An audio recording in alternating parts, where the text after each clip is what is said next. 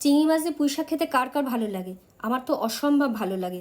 তাই আজকে রান্না করব চিংড়ি মাছ দিয়ে পুঁই শাক। তার জন্য দেখো, প্রথমেই চিংড়ি মাছ কটা ভেজে তুলে নেব। চিংড়ি মাছ ভাজা হয়ে গেছে, কড়াইতে আবার তেল দিয়ে দেবো, দিয়ে 5 ফোড়ন শুকনো লঙ্কা ফোড়ন দিয়ে দেবো আলুগুলো। আলুটা একটু ভাজা ভাজা হলে দিয়ে দেবো পটল, কাঁঠালের দানাটা। আর একটু ভাজা হলে দিয়ে দেবো কুমড়ো আর পুঁই ডাঁটাটা। পরিমাণ মতো নুন দিয়ে একটু নাড়াচাড়া করে সবজিটা যখন একটু নরম হয়ে যাবে তখন দিয়ে দেবো বেগুনের টুকরোগুলো। এইভাবে পরপর সবজি দিলে কোনো সবজি কিন্তু তোমার গলে যাবে না।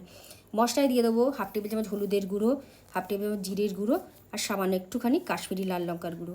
একটা টমেটো কুচি দিয়ে শাকটা দিয়ে দেবো, দিয়ে খুব ভালো করে মিলিয়ে গ্যাসটা একদম সিমে করে দেবো। দিয়ে এটা ঢাকা চাপা দিয়ে রান্না করে নেবো যতক্ষণ না শাকটা একদম নরম হয়ে যায়।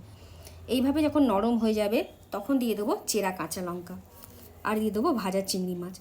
একটু তো চিনি দিতেই হবে, নইলে তো শাক খেতে ভালো লাগবে না। আরও দিয়ে দেবো 1 টেবিল চামচ আটার গুঁড়ি। এতে কি হবে বলো তো, তরকারিটা কিন্তু বেশ মাখা মাখা হবে। এইবার মিনিট 5 আর একটু রান্না করে নিলেই রেডি হয়ে যাবে দারুণ স্বাদের পুঁই চিংড়ি।